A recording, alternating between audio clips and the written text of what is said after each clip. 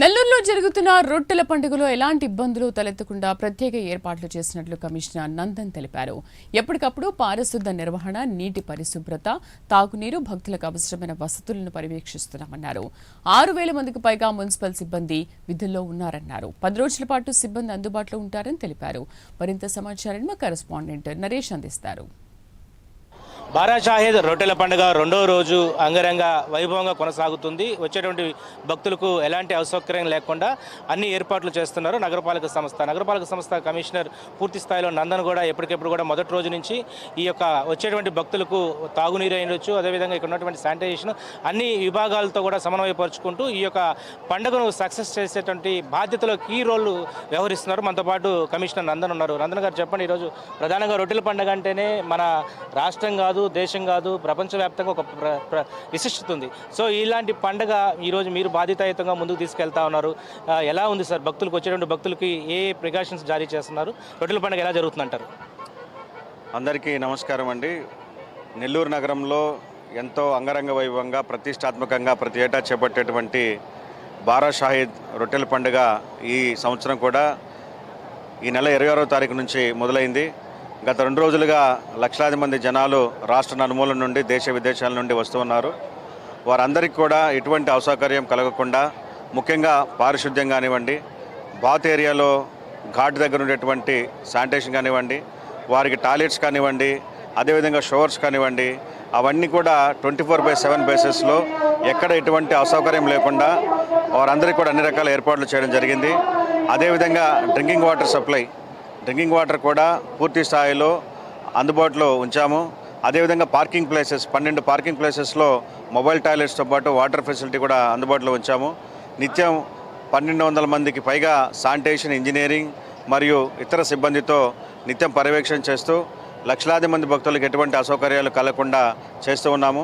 గౌరవ పురపాలక శాఖ మంత్రులు శ్రీ పొంగూరు నారాయణ గారి యొక్క సూచనల మేరకు, గౌరవ రూరల్ ఎమ్మెల్యే శ్రీ కోటమిరెడ్డి శ్రీధర్ గారి యొక్క ఆదేశాల మేరకు, అదేవిధంగా వక్ఫ్ బోర్డు చైర్మన్ ఆజీజ్ గారి యొక్క మార్గదర్శకత్వంలో ఈ ఏర్పాట్లతో పాటు అన్ని రకాల వసతులు కూడా చేస్తూ ఉన్నాము. ప్రధానంగా లక్షలాది మంది వచ్చేటువంటి భక్తులకు స్వర్ణాల చెరువు వద్ద ఒక రొట్టెల మార్పిడి అనేది ఒక నమ్మకం.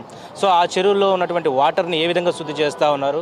కొంత అపోహ కూడా కలిగించేటువంటి పరిస్థితులు ఉన్నాయి. మరి దాని మీద భక్తులకు ఎలాంటి ప్రికాషన్స్ ఇవ్వతారు? అంటే స్వర్ణాల చెరువులు ఉండేటువంటి వాటర్ కూడా ఎక్కువ మంది, వేలాది మంది వచ్చి, లక్షలాది మంది వచ్చి అక్కడ బాతింగ్ చేస్తున్నారు కాబట్టి అది ఎప్పటికప్పుడు ప్యూరిఫై అయ్యే విధంగా అక్కడ టైం టు టైం క్లోరినేషన్ చేయడం, అదేవిధంగా ఆలం కలపడము, సో దట్ మడ్ పార్టికల్స్ అన్ని కూడా కింద డిపాజిట్ అయిపోయి ప్రజలకు ఎటువంటి అసౌకర్యం కానీ అదేవిధంగా అనారోగ్యం కాకుండా ఉండేందుకు అటు ఇంజనీరింగ్, ఇటు పబ్లిక్ హెల్త్ అధికారులు అన్ని రకాల చర్యలు తీసుకుంటూ ఉన్నారు. మరో విధంగా ఈ 5 రోజుల పాటు కాకుండా ఇంకా ఎక్కువ ఫ్లోటింగ్ ఉండే అవకాశం కనపడతా ఉంది. ఏంటి వచ్చేటువంటి భక్తులకి ఒకవేళ ఎక్కువ సడలింపు ఉంటే మీ వైపు నుంచి అన్ని ఏర్పాట్లు అయితే రెడీగా ఉన్నాయంటారా? ఖచ్చితంగా భక్తులు వచ్చినంత కాలం వారికి అన్ని రకాల ఏర్పాట్లు చేయడానికి నగరపాలక సంస్థ అన్ని రకాల చర్యలు తీసుకుంది. ఖచ్చితంగా చివరి వరకు ఈ పూర్తిగా విజయవంతమయ్యేంత వరకు ఎటువంటి ఇబ్బందులు లేకుండా చర్యలు తీసుకుంటాం. మరోవైపు భక్తులు కొంతమంది ఇక్కడ భోజన ఏర్పాట్లు ఉన్నాయా లేదా అనేది సుదూర ప్రాంతాల నుంచి వచ్చేవాళ్ళు అనుకుంటున్నారు. మరి ఇక్కడ ఎలాంటి ఏర్పాట్లు ఉంటున్నాయి, ఏంటి సార్? అంటే మనం సుదూర ప్రాంతాల నుంచి వచ్చేటువంటి భక్తులకి ఇక్కడ ఉన్నటువంటి దర్గా కమిటీ వారు, అదేవిధంగా స్వచ్ఛందంగా ఎవరైతే ఫుడ్ డిస్ట్రిబ్యూషన్ చేస్తారో వారు చేస్తూ ఉన్నారు. అంతేకాకుండా మున్సిపల్ సిబ్బంది ఎవరైతే ఇక్కడ పనిచేస్తున్నారో స్టాఫ్ వారు అందరికీ కూడా దాదాపు ప్రతి షిఫ్ట్లో 500 మందికి పైగా మనం ఇక్కడ భోజన వసతి ఏర్పాటు చేస్తున్నాము. సో పనిచేసేటువంటి సిబ్బందికి కార్పొరేషన్ సంస్థ బేర్ చేస్తూ ఉంది. భక్తులకి ఉచిత అన్నదానం చేసేటువంటి వారు చేస్తున్నారు. సో మనతో పాటు ప్రోగ్రామ్ ఇన్ఛార్జ్ ఉన్నారు, ఒకసారి ఆయనతో మాట్లాడదు. సార్, ఏంటి ఎలా జరుగుతుంది ఈ ప్రోగ్రామ్ అంతా కూడా? రొట్టెల పండుగ అంటే ఒక విశిష్టత ఎలా ఉంది? చాలా బాగుందండి. మెయిన్ ఏంటంటే ఎక్కడ దూర ప్రాంతం నుంచి వచ్చిన ప్రజలు వాళ్ళు పవిత్ర స్నానాలు చేయాలని కానీ, రొట్టెలు మార్చుకోవడం కానీ ఇంపార్టెంటు. దానికి ఘాటుకు సంబంధించిన ఎగ్జిక్యూటివ్ నేను ఆ నీటినంతా 2 అరలుగా కట్టి వాటిలో బ్లీచింగ్ వేసి నీటిని శుద్ధి చేసి మన ఆలం కలిపి వాటర్ మడ్ పార్టికల్స్ తొలగించి బ్లీచింగ్, క్లోరినేషను చేసి ప్రజలు మునిగే విధంగా, వాళ్ళు పవిత్ర స్నానాలు చేసే విధంగా నీటిని ఏర్పాటు చేయడం జరిగింది. ఇప్పుడు ఎంతోమంది ప్రజలు స్నానాలు చేస్తున్నారు. చేసిన తర్వాత కొంతమంది డ్రెస్ మార్చుకోవడానికి మా లేడీస్కి స్నానపు గదులు ఏర్పాటు చేశాము, పురుషులకు కూడా స్నానపు గదులు ఏర్పాటు చేశాము. టాయిలెట్స్ కానీ అన్నీ బాగున్నాయి. బాగా ఏర్పాట్లు జరిగినాయి. దాంట్లో మటుకు ఎటువంటి లోపం లేదు. ఈ కంటిన్యూగా ఈ దర్గా అయిపోయేంత వరకు ఆ నీటిని శుద్ధి చేస్తూ ప్రజలకు ఎటువంటి అసౌకర్యం లేకుండా ఏర్పాట్లు చేస్తున్నామండి. సో ఇది మొత్తానికైతే బారా షాహిద్ రొట్టెల పండుగ రెండో రోజు ఉదయం నుంచి కూడా భక్తులు కిటకిటలాడుతూ ఉన్నారు.